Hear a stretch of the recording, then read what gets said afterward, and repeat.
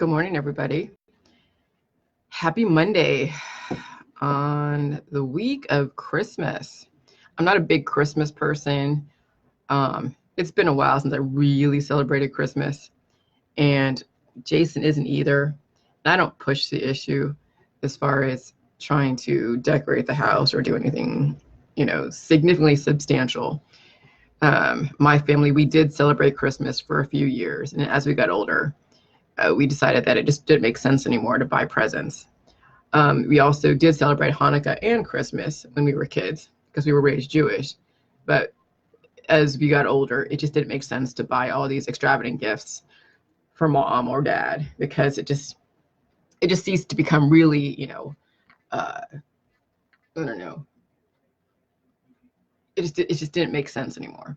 So we only really contact through like Thanksgiving. Christmas, like, okay, yeah, great. But I always say Happy Thanksgiving. That's the main holiday, and New Year's. So anyway, so I don't really celebrate Christmas. I'll say Happy Holidays. That's about it. So, So anyways, so interesting.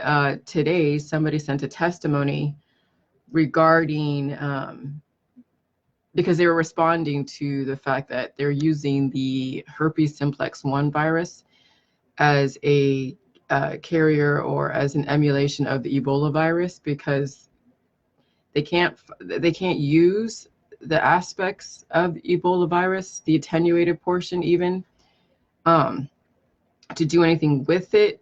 So they have to use another virus, and it's a glycoprotein inhibitor that they're using. So I have it on my Facebook as far as what they're using to help with the vaccinations against Ebola. Okay.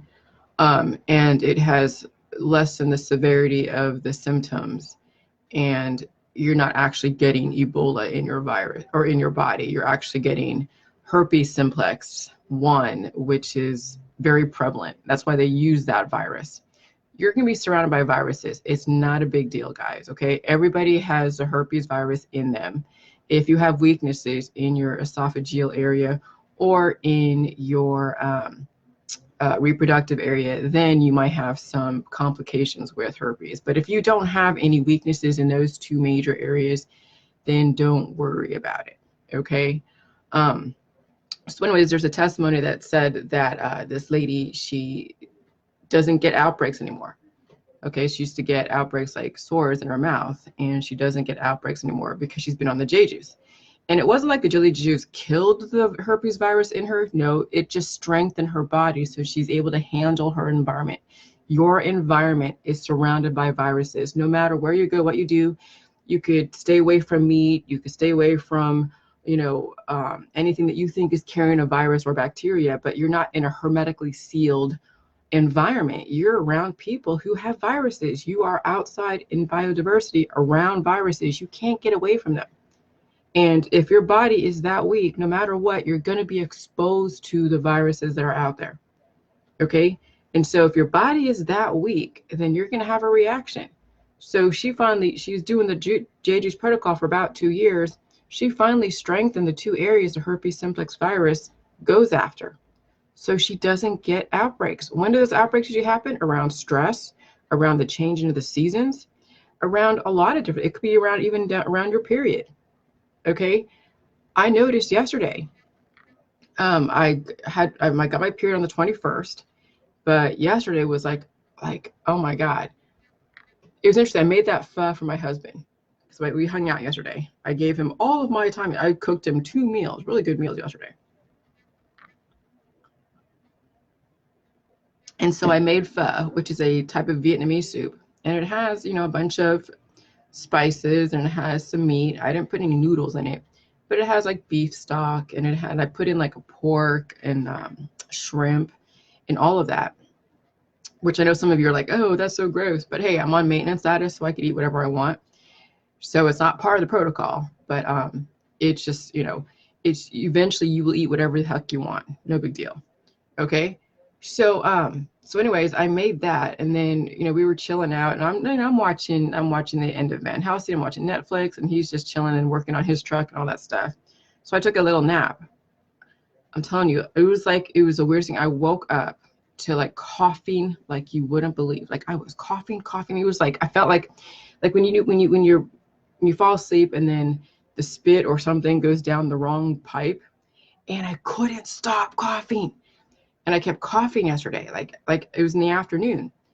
And it was just weird because like when you take a nap, your body, or we take a nap or when you go to sleep, your body's in repair mode.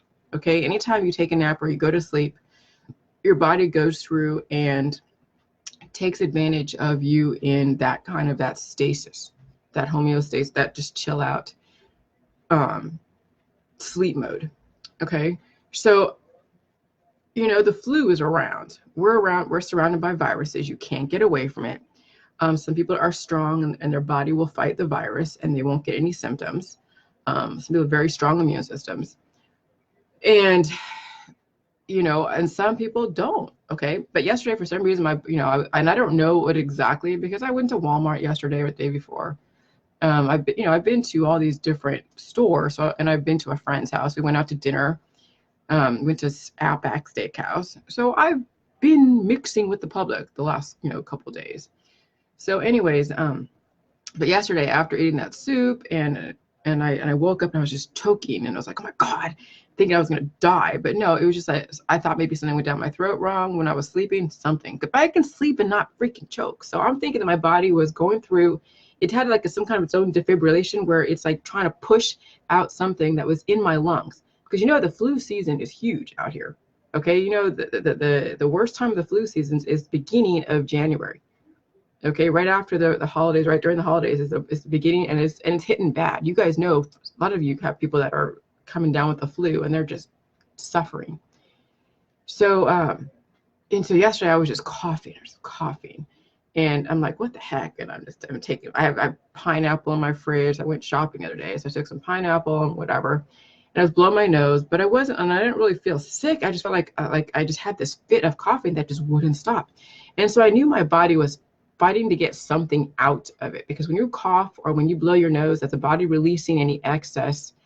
And I'm sure, when you're eating foods, different types of foods, whatever it is, and you're exposed to viruses, whatever it is, and the body has enough, it's going to work its ass off to get it out if it doesn't need it, because it's excess. Whenever you cough, whenever you sneeze, whenever you blow your nose, when you're full of mucus, your body is releasing the excess. So yesterday, my body was really just releasing the excess, didn't want it at all. And I thought like, oh my God, am I going to have this cough tomorrow? Because I plan to do a transmission today. I'm thinking like, oh my Lord, I look like I'm sick and all this other stuff. Julie doesn't get sick. But no, it's just the body's way of when it's exposed to something and it's too much information because it took in whatever it needed. And then when you go to the bathroom, when you blow your nose, whenever you have symptoms, it's the body repairing and releasing. And that's why symptoms get mischaracterized, is because people think that something is wrong with them. And no, it's the body dealing with the state that your body is in. So if you have weaknesses all over the place and the body is trying to repair it, it's going to go through an upset of homeostasis and you're going to get symptoms. And if you treat the symptoms with something that is going to suppress the healing hormones, guess what? You're going to systematically degrade. So yesterday I just kind of stuck it out with whatever the coffee I took. I didn't really take anything, but I was eating like pineapple, like, okay, big deal. But I'm like, it's not even helping. The pineapple wasn't doing anything. My body needed to get rid of it. And so I just allowed it to get rid of it. So I was just, so it was interesting going through that process. But it was just almost like it was like a wake up call. It's like a defibrillation, when they take those two things, go, and it just like, it woke me up. Like my body was like, okay, we're not waiting for the next, for your next poop schedule. We're not waiting for your next pee schedule. We want this stuff out of your system right now.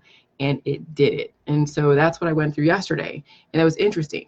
And so those of you that are going through something like that, because that some of you are exposed to the viruses that are out there, and you're going to be turning to NyQuil and elderberry syrup and kombucha and, all these different medications to stop the mucus, to stop all of that.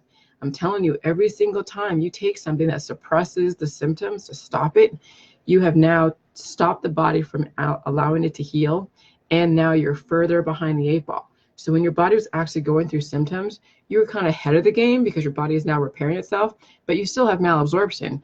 But now, instead of allowing your body to heal, and maybe the food that you're taking in could help do that, because they said, when you have a cold, you feed it. You don't starve yourself. You don't fast. You don't do anything. You feed a cold because that's nutrients, right?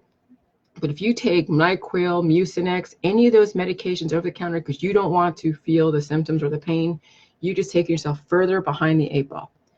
Okay, so yesterday I just sat with it, and I had a slight headache yesterday, and this morning I took an interesting poop. I'll tell you that much.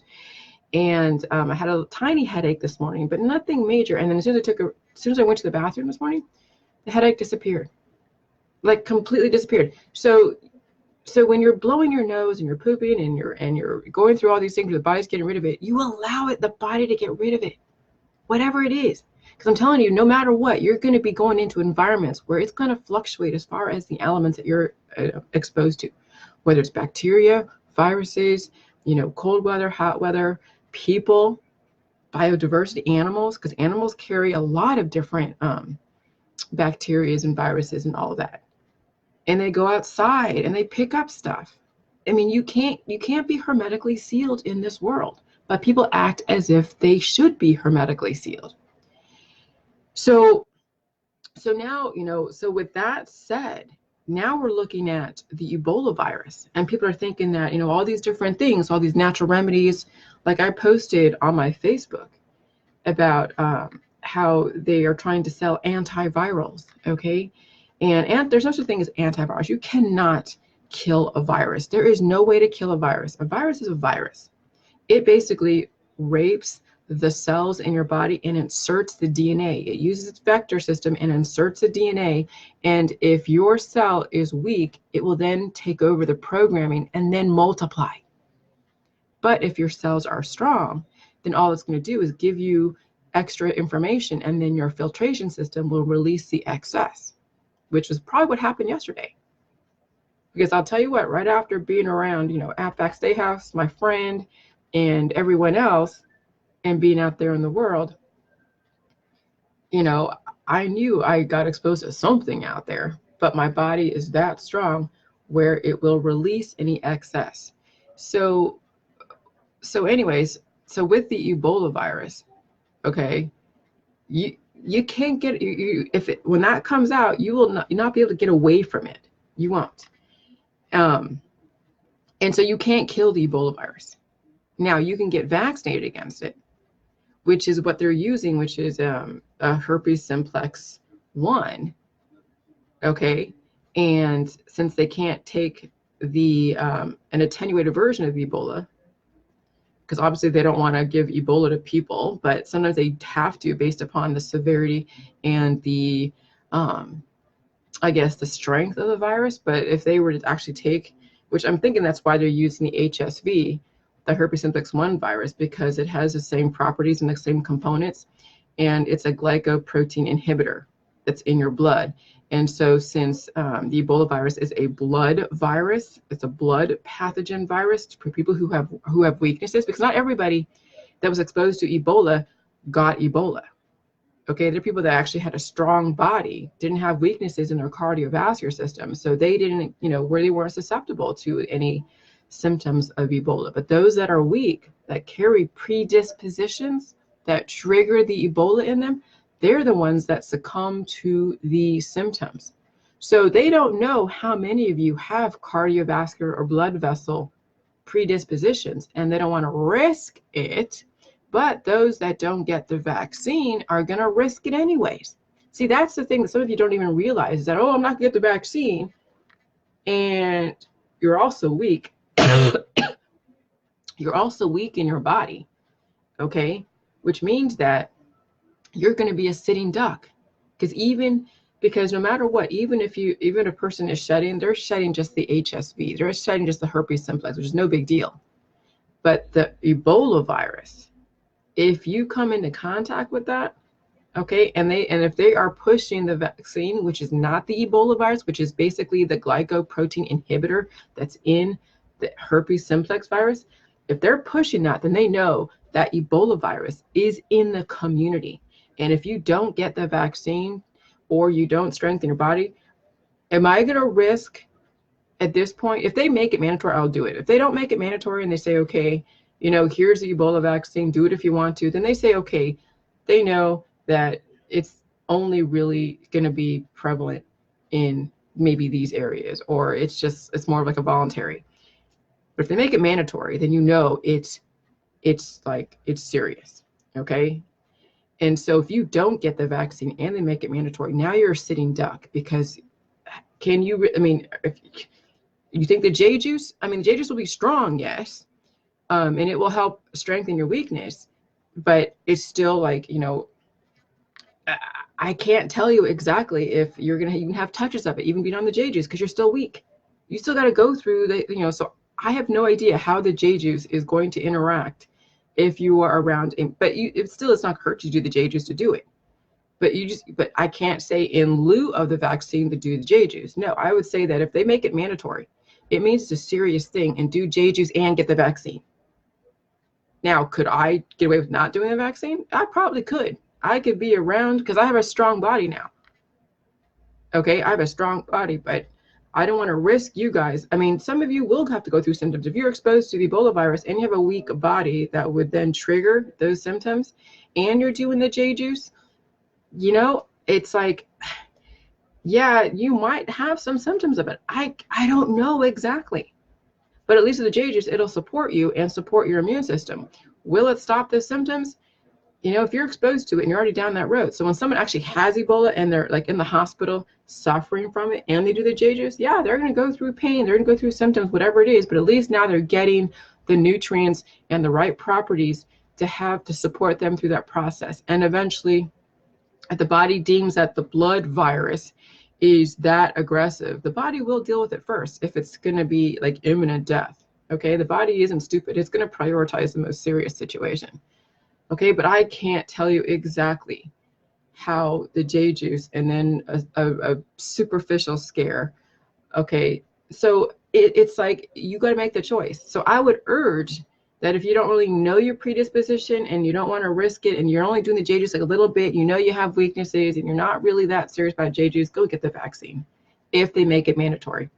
If they make it voluntary, that's still kind of like, you don't really know exactly severity, because they know the climate of the population and how they're so anti-vax. They'll freaking freak out if they make it mandatory, and they know it. And so public health and the public officials are not going to risk mass like chaos and people just freaking the hell out. So they give you a choice. And so I'm giving you some information so you can make the best decision. No matter what, you get the vaccine, you don't get the vaccine, nutrition is not going to hurt you. But if you don't know exactly your predispositions and to what level you've healed, and some people will say, oh yeah, I'm on J juice and I'm feeling really great and I don't have to get the vaccine, and you're only doing like a little bit a day and not that much, and then you get exposed to Ebola, you might get symptoms. I can't tell you for sure, but why would you want to risk that? So either you hit the J juice so hard and you like strengthen everything and then you feel that you can handle your environment, whatever it is, or you say, you know what, I'm going to have insurance. I'm just going to do the vaccine and do the J juice and I'll be covered no matter what, because the vaccine isn't poisonous. Vaccine just holds the environment preemptively before you actually meet your environment officially. That's exactly what the vaccine is. Okay. So, but they're using the herpes simplex virus to hold the glycoprotein inhibitor. Yes, they're going to probably have different, adjuvants to energize, but that's no different than you being exposed to any kind of mineral that your body needs, trace minerals. And they're all about the blood-brain barrier. No, honey, blood-brain barrier, I'm telling you, if you have a strong body, then you'll be fine. Your body will deal with anything that passes the blood-brain barrier, or whatever it is that people are using as an excuse not to do any vaccines, or their arguments against the vaccines. If you have an adverse reaction to a vaccine, you have weaknesses, it won't matter what blood-brain barrier argument you have. It's not going to make a difference. Just do the vaccine and do jelly juice and don't worry about it, okay? And I wouldn't risk it, because I'm telling you, I'm sure there's probably different levels of severity as far as when they make warnings. Right now they make all the flu vaccines, voluntary. When they suggest it for the elderly, they suggest it for children and for people who are immunocompromised. But then there's certain characteristics where they say, okay, don't get the vaccine because of this, this, this, and this. And so your doctor will let you know. That's what doctors are there for, to let you know what risk level you have doing something or not doing something. So that's why we don't, as people on Facebook, recommend anything that is antibiotic out there, because there's nothing that can kill a virus. Anything that you recommend to your friends actually destroys their symptoms, which destroys their healing process. Okay? When you start administering turmeric and honey and kombucha and apple cider vinegar and all those different things to think that you're combating the virus, you can't kill the virus. You can't kill it. There's nothing that kills a virus. Though they sell antiviral agents, but that antiviral agent only manages the infection from the virus because you have a weakness. And that's the hardest thing to get across to the holistic allopathic crowd, because the way in which biotech and the holistic industry sells their products, they make it sound like it's something that kills bacteria and kills viruses. Well, yeah, you can kill the good bacteria in your body to then further weaken you. So when the virus comes in and scans your environment, it will then capitalize on your weaknesses or strengthen your strengths. So every single time you take Mucinex or elderberry syrup or colloidal silver or turmeric and honey or anything like those, that will throw the balance off your body, kill the good bacteria in your body, further weaken you. So when the virus is in your midst, it's going to then be like, oh, wow, this person's freaking weak. They stopped the healing. They stopped their immune system from producing inflammation, white blood cells. We're going to have a freaking field day. And that's exactly what the holistic community is doing to their kids, because they're feeding their kids elderberry syrup and colloidal silver and all these things. And so the kid now is systematically degrading because they're going to be exposed to the viruses. It's in the preschools, it's in the schools. I mean, yeah, they're getting vaccines, but the vaccines is just basically a preemptive before they actually meet the virus officially in their environment, so they don't die. So this has to be impressed upon every one of you. You cannot kill a virus. Every medication out there is actually killing your ability to heal at the deepest level. There's an article someone wrote about finding a whale that's like 268 years old. He's like, about as old as America. And it's just like, yeah, mammals can live a long, look, he's in salt water. That whale is in salt water, getting the nutrients, eating the plankton, eating all that. I mean, imagine him living, be that 268. Well, hell yeah. If you guys actually fed your body correctly and you healed and sealed and you stopped, suppressing your symptoms and being so adverse to pain, you have the ability for indefinite life. You have that ability. But our society is so about recycling each other, so about having babies and recycling, grandma and grandma back into the earth, and only capitalizing on the best parts of their life, which is 20, 30 years, and then saying, okay, I'm going to die when I'm 60. I don't care, because God deemed it to me to be appropriate. I'm going to drink my way out of this world. Some of you are alcoholics, drinking your way out of this world. Some of you are drug addicts, drugging your way out of this world. Some of you are drama kings and queens, conspiracying yourself out of this world. And so all I'm doing is giving you an opportunity to see that there is nothing that kills a virus. Every single thing that you're doing as far as remedies and detoxes and medications is further weakening the body so the viruses can keep recycling you back in the universe. And then you're like, oh yeah, I don't have any symptoms. It means I'm okay. It means I'm healed. No, it means that you just suppressed the best parts of your body. And now your body is now less than it was before. And every single time you take something that suppresses your healing, your pain, or you take out an organ, or you reconfigure your body with something, you are putting yourself further behind the 8 ball, further and further. And then you won't know at what point you're going to suffer a heart attack and a stroke and not survive it. Okay, that's the biggest thing. I mean, if you die from a respiratory issue, it's because you have something like Parkinson's, or you're that old that you drown in your own mucus because you don't have enough energy to push all that crap out of your body when you drown in your own bodily fluids. Okay? And so you want to have it to where your body goes into this boom. Like yesterday, it was crazy. I'm telling you, waking up to where the body was just completely pushing out what it didn't need. It was a trip. My husband's like, oh, you're getting sick. And he's kind of laughing because, he knows about me. And he's like, oh, he got sick like a month or so ago in the beginning of the season. And I was exposed to it. I had a few mucus, but yesterday, and it's right at the height of flu season, you guys, we're at the height of flu season. And so I know that my body was trying to get rid of something. And sometimes it has to go through that. So when someone gets a heart attack, it's a first sign, right? It says that, okay, you have a weakness somewhere, or this thing is so strong that it kind of defibrillates you. Now, it wasn't a heart attack yesterday, but it was a body going, okay, we're going to wake you up out of a dead sleep to get rid of this. Because if my body wasn't strong enough to get rid of it, it would have just kind of kept it. And then I would have felt these crazy symptoms. Like it would affect everything. Like, it's like I could tell that if I hadn't had a strong body, I would have a headache. I would have all the different symptoms of a flu. But this morning, when I took the poop and everything else, it released anything that would have then caused me to have more symptoms, to show that I had more weaknesses. Because if you harbor poop in your system over a long period of time, that's compacted excess information that further weakens your body. So it leaves you open to then viruses to then do a number on you every single year you get exposed. Okay, and that's why they say every single season, when you seasons from summer to fall, they start talking about flu shots and all these different things, because they know that as soon as the temperature changes, the immune systems get lowered. Your adaptation is kind of like a weak point. And when you are adapting to a new environment, it's where you're at your weakest. And then that's where the herpes comes up. That's where colds and flus and everything else comes up for people. Rheumatoid arthritis, all that stuff. Okay. So the fact that I feel really good and strong today. I mean, I'm telling you, it was a trip. It was a trip yesterday. So it's a pretty strong. So I'm telling you, if I felt of the environment yesterday, and just getting my period too 4 days earlier. So it was already kind of like my body was a little bit, because every time you get your period, your body, the immune system lowered a little bit. Okay. So I was already at my weakest being having my period. But then also too, you're hearing everybody saying that the flu virus is super strong out there. Go get your flu shot, go do this, go do that.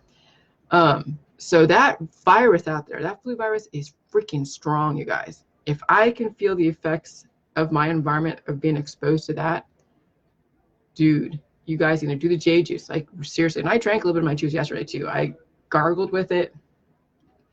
And all of that, just to kind of just give myself some insurance just in case, because you just don't know how strong stuff is out there.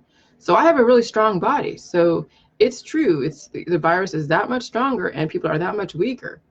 And those are both true statements. Okay. So, and I'm not a weak person. So the fact that I felt a change in the universe says a lot. So take heed when the CDC and the FDA and all of those government agencies are letting you know that there's something in the environment. You need to take heed, do the vaccine, and if you don't know about J juice, do the vaccine. If you know about J juice, do both. If you're not sure exactly how your body is as far as the strength. Because to risk a symptom like Ebola, that's scary as hell. Because as soon as you start bleeding profusely, and then you're calling the doctor and they test you for the Ebola virus, they're putting you in quarantine, you're done. You're not going to be doing the J juice at all. If you let yourself get to the point to where, yes, you don't do the vaccine, you're doing J juice, but you don't get the vaccine, but you're not doing J juice at the level, or you're trying to hit J juice so hard because you hear there's the Ebola virus and a mandatory vaccine or voluntary. And the first beginning of the symptoms of Ebola is actually flu-like symptoms. And then 21 days after, then people start bleeding. Okay, if you get to that point and your friends or your family members are like freaking the hell out because you decided not to do that, and they take you to the hospital and you're thinking like, oh yeah, I'm gonna go to the hospital, get stabilized, and I'll go home and do J juice. They could keep you in that hospital. They could put you under quarantine to where then you have to ride out the virus. And if you don't have the J juice in, somewhere within reach to keep strengthening your body, you're done. That's the risk you guys take for letting things wait, for not getting the vaccine, and for not hitting J juice hard. That's the risk you take. So I'm letting you know, you want to risk your life that way, there's possibly no going back, especially when you call the medical authorities. If you let yourself get that bad to that point. And you know what's going to happen.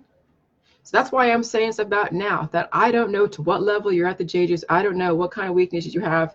And some of you could be doing the JJs as soon as you hear about the whole thing with the Ebola stuff, and then it's already in your environment. You feel the flu-like symptoms, but you think, oh, that's healing, and you don't want to get the vaccine, and then all of a sudden you start bleeding. You're like, what the fuck? And then you call the doctor thinking, okay, I'm going to do JJs in the doctor and all that stuff, thinking that they're going to do something for you, and they're not. They're going to hold you, or you don't know. I don't know how the medical establishment is going to deal with symptoms of Ebola once the vaccine's out there. Because once the vaccine is being circulated and it's either voluntary or mandatory, you know it's in the environment. Somebody's going to eventually exhibit the symptoms. And then if you exhibit those symptoms, those characteristics, you're being quarantined. So just fair warning to all of you. Do the J juice, and if you don't know really your predisposition and you don't know to what level your strength is, do the freaking vaccine. All it is a herpes simplex virus with a glycoprotein inhibitor. That's it. It's not the actual Ebola virus. Because I read what was in the Ebola virus vaccine. Okay? And it's not the Ebola per se. It's a glycoprotein inhibitor housed in a very common virus that everybody's exposed to. So it's perfectly safe. Now, if you have weakness already in your reproductive system and your esophageal, then you know what? You're going to be screwed no matter what. So strengthen your weaknesses. Okay? But, yeah. So other than that, that's really it. But every single time you guys take some kind of painkiller, some kind of, remedy for all of your symptoms, you are leaving yourself more exposed, because there's nothing that kills viruses. Nothing. Again, I cannot express that enough. Nothing kills viruses. So now you have to strengthen your body. And that's why J-Juice corners the market, because it doesn't kill virus, but it strengthens your body. And it balances out your fatty acids, amino acids, prohormones, and minerals. And that's how you manage cancer, disease, and chronic illness, and then reverse it. Is that you have to systematically now upgrade your body instead of systematically downgrade your body, which is what you've been doing for the last however many years of your life. And it's painful. So good luck. I'm probably not going to do a transmission until after Christmas. I don't know. My husband's gonna be home for the, so I'm gonna spend some time with him. But if anything, as far as between now and the new year type of thing, I might get on sporadically, but I'm not gonna be getting on like I have been, like every morning, only because I do want to hang out with my husband and just have like my own little vacation. Excuse me. Have my own little vacation. But to end this year on this note, to put it all together, okay? Nothing kills viruses, and all the remedies and detoxes further weaken your body for any virus that's out there to go and recycle you back into the universe. And that's all you need to know, and go through the healing process with J-Juice. Upgrade your system systematically with J-Juice, not downgrade your system, okay? And don't wait for things to get that bad before you do J-Juice, because by that time, it could be too late. Some of you already have predispositions that you will have no idea whether or not you'll survive your next symptom, your next event. All right, have a great day, guys. I'll talk to you later. Merry Christmas, Happy New Year, all that. I might be on sporadically every so often. I can't tell you when, but as soon as Jason's schedule gets back on schedule, then I'll be more back on schedule. Okay? All right, talk to you guys later. Bye.